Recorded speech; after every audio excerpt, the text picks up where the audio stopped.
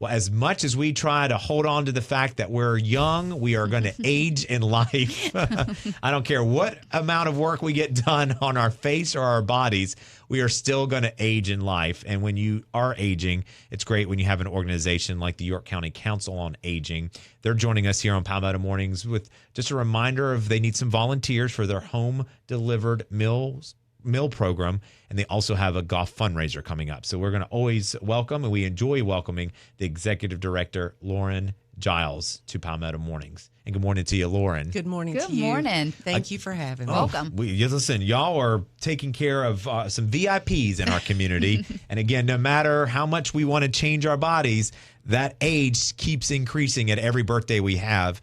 And we could use your services one day. With that being said, what is kind of like the makeup or the personalities of the folks that you all serve? It varies as time goes by. I've been with the agency 30 years, and I can say that senior citizens are getting older, if that makes any sense. They are a lot younger at 60 than they were 30 years ago. They're more active. They participate in other travel and sports and this sort of thing. So we're seeing them, I guess, 60 is the new 50. I don't know. But, I like it. But yes, we still have some of our seniors are kind of coming from the age of the meal workers in the area, and a lot of them are not as well off financially. So that's kind of our target population, the ones who are in the most need as far as their poverty level and their health level as well.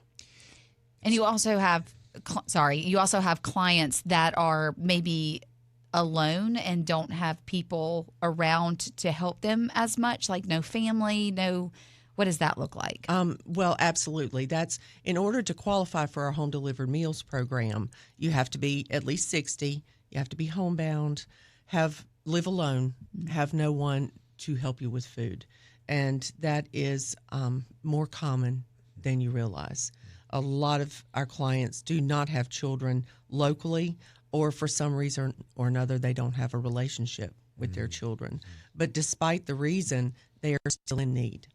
Mm-hmm. So these meals are delivered to their home, yes, correct? Sir. Yes. And so we always need volunteers for that. What does that look like in terms of being a volunteer? What's the time commitment?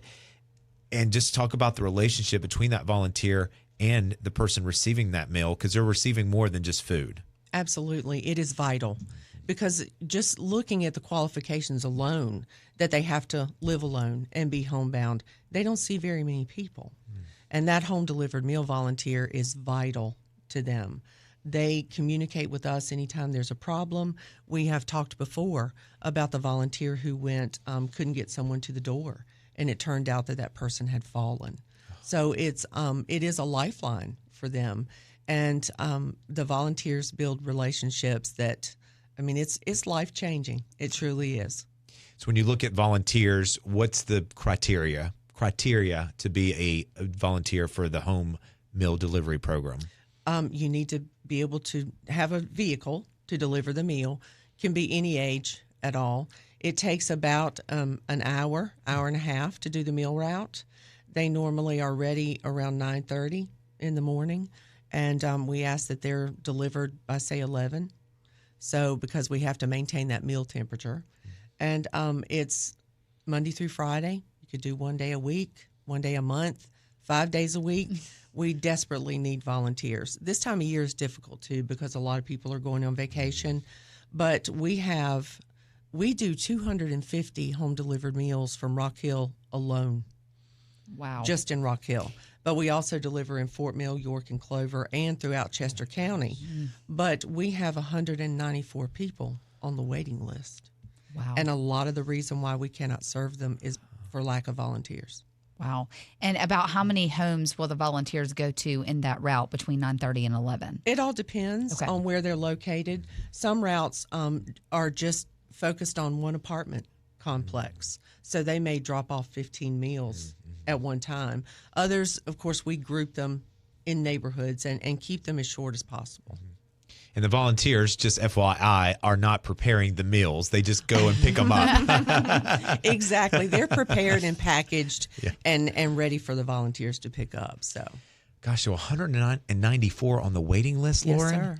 That means, like, how else are they getting food or having any kind of relationship with someone? I mean, that's got to be heartbreaking and frustrating as well. So that's why absolutely the need is there. So if you want to be a volunteer to deliver meals, call them, tell them what your schedule's like. They will work with you. I've heard you say that multiple times. Absolutely. We will work with you. So keep that in mind.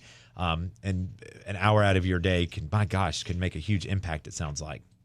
Lauren Giles is the executive director for the York County Council on Aging.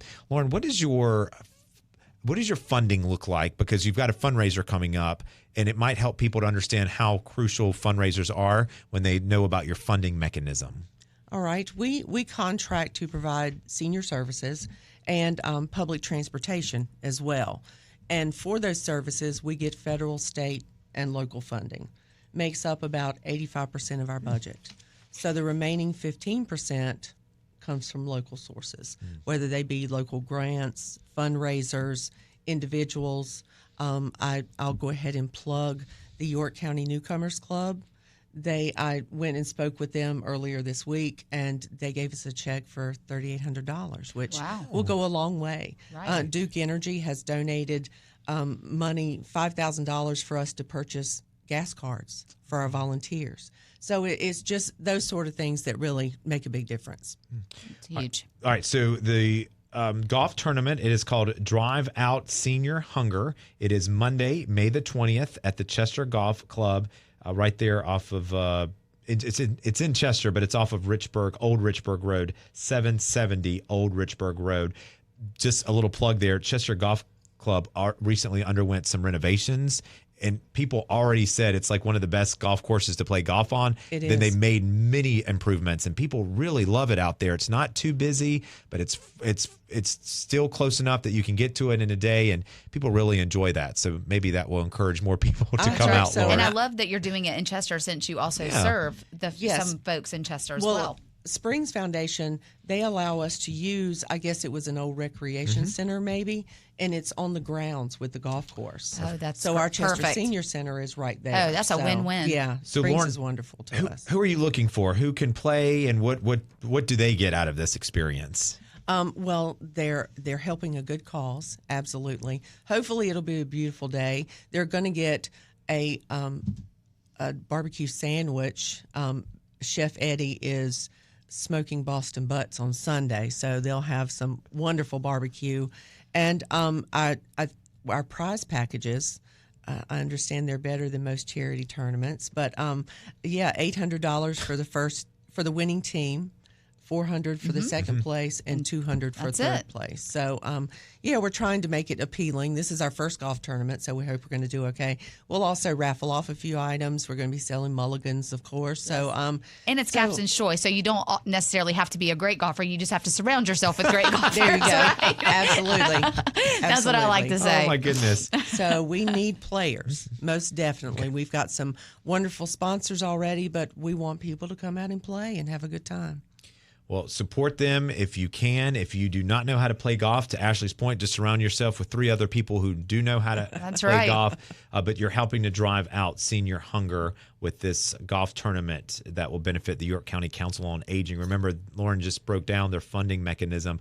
So we all operate at 100% of our budget. If they are doing 85%, they've got to be creative with finding the other ways to continue to provide the services that they provide. If not, that means somebody's not getting the help that they need. Now, I know y'all still give them the help. You find the ways to do so. Yes, we do. You're like the bread and fish story in the Bible. You find ways to do so, but this will make it easier for you all to do so. And remember, we're all going to age, and whether you have people around you to support you and family, that's fantastic. Others don't. And sometimes people do have all that, and they just are busy in their lives, and then they forget sometimes to check on mom and dad and grandparents. So we are so grateful that the York County Council on Aging is here when others sometimes can't be or just physically cannot do it. And the fact that y'all take care of them and love them like your own is wonderful. This is really good. You can't help but do that. We serve a wonderful group of people. We really do. Well, the community supports you. So just remember, volunteers for their home delivered meal program and or play a round of golf to all help out the York County Council on Aging. They can message us from yccoa.com if they're interested in volunteering. They can also go on the website and register for the golf tournament. Fairly simple, to a couple of clicks and you're in. Lauren Giles is the executive director for the York County Council on Aging.